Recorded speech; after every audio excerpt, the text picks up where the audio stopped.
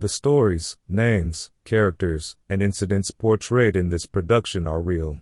Any resemblance to actual persons, living or deceased, places, buildings, and products is entirely intentional.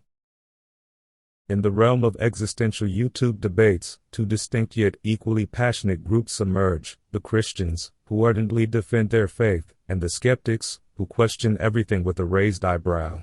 These are their stories.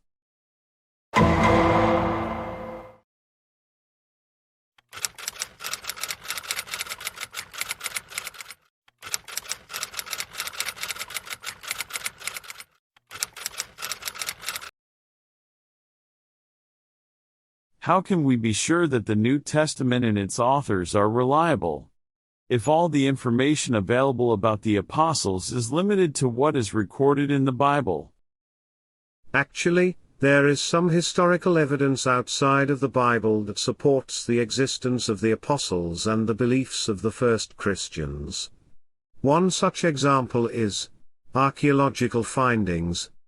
Archaeologists have discovered a number of artifacts related to the early Christian movement, including burial sites and inscriptions. Artifacts do not validate the stories they reference.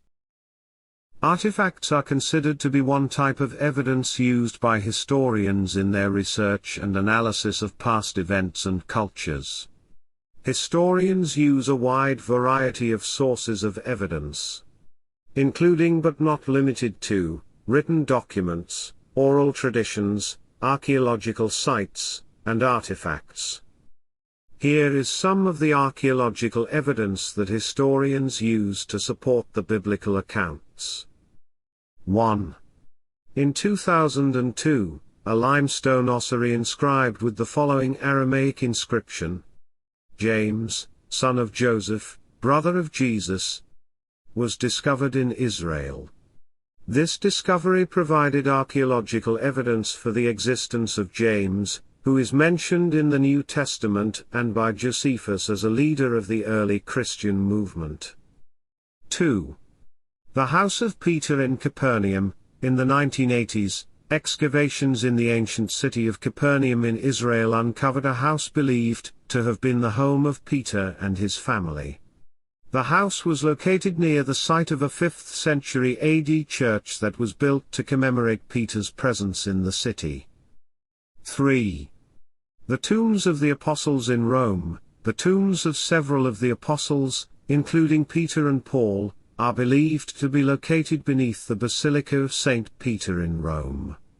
Excavations in the area have revealed a necropolis dating to the 1st century AD that contains tombs believed to be those of early Christian martyrs. 4. The catacombs of Rome. These are a network of underground burial chambers that were used by early Christians for burials and religious rituals. They contain numerous inscriptions, frescoes, and other artwork that provide insights into the beliefs and practices of early Christians. This has been thoroughly debunked. See the article on it on the biblicalarchaeology.org website. The Tomb of Jesus? You are wrong on every account. I never made any claims about the Tomb of Jesus.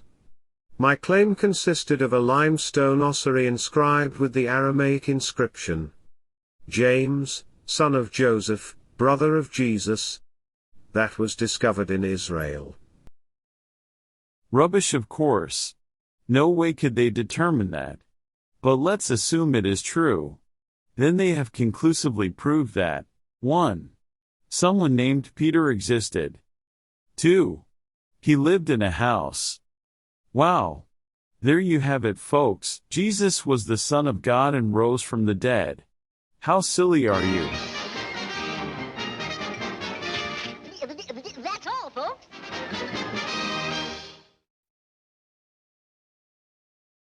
Not as silly as you, evidently. I never claimed that this proved that Jesus rose from the dead.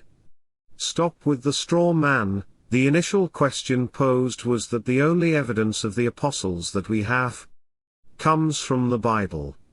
Here are a few things that can be known or inferred from these archaeological findings. 1. Peter's home. The discovery of this house gives scholars a glimpse into the living conditions and daily life of one of Jesus' closest disciples. 2. Early Christian gatherings. The house in Capernaum is believed to have been a gathering place for early Christians. This suggests that Peter and his family were among the first to follow Jesus, and that they played a significant role in the early Christian community. 3. Importance of Capernaum. The fact that Peter's house was discovered in this location is significant because this town is mentioned frequently in the New Testament as a place where Jesus performed miracles and taught his followers. 4. Historical accuracy of the Bible. The discovery of Peter's house provides archaeological evidence that supports the historical accuracy of the New Testament accounts of Jesus and his followers. You claimed it validated the authenticity of the Gospels. Of course it does not. No more than saying that a girl named Mary Jane lived in New York City would validate that Peter Parker was Spider-Man. Yes, I claim that the Christian sources, non-Christian sources and the archaeological findings help to validate the authenticity of the New Testament. Are the good old Spider-Man logical fallacy useful when you don't want to engage with the evidence? Your spidey senses must really be tingling. Catholicism is littered with fake relics. You know this, of course.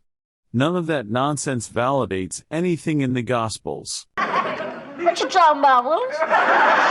Are you claiming that a site wasn't discovered during excavations in the 1940s and 50s, which revealed a necropolis dating to the 1st century AD that contains tombs believed to be those of early Christian martyrs?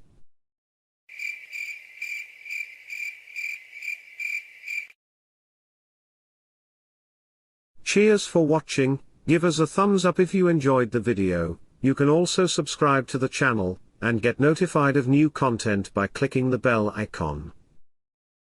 But even if you should suffer for righteousness' sake, you will be blessed. Have no fear of them, nor be troubled.